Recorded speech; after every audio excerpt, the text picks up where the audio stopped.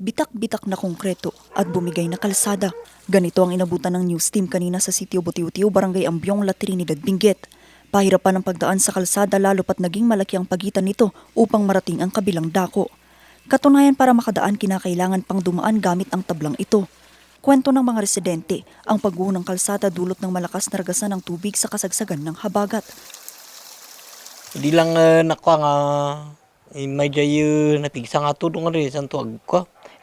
Nangiturungan, nagmatlang kami jay, dalam tanga to, sir. Ang pinsalang natamo ng kalsada ikinababahala ng 53 anyos na si Tatay Susomo. Ang kalsada kasi, dinadaluyan na rin daw ng tubig. Asin namot, madam, ito yan, ito baba, yan, juju. Ito natiktaran, gimuta nga, banda, madam. Medyo agda nagtabasit ata uray no kasano jay kwanti taipon nga diyay katigisa na kang kabayag na medyo madanagan tamot lang ta dagito na masalo dagito na sinisim kasla ta ma dandanagan kasi da madam.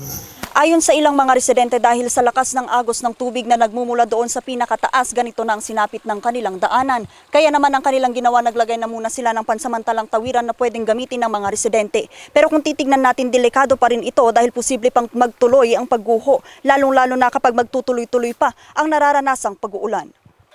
Ang bahagi ng kalsadang bumigay tinuturing na umanong sinking area ng barangay, kaya pangamba nila madamay pa ang ilang mga kabahayan sakaling lumambot pa ang lupa. Nasa 4 na mga bahay rin ito kung magkataon. Dito sa Sitio Butiutiu, meron tayo sinking. Actually, nawala na yung daan.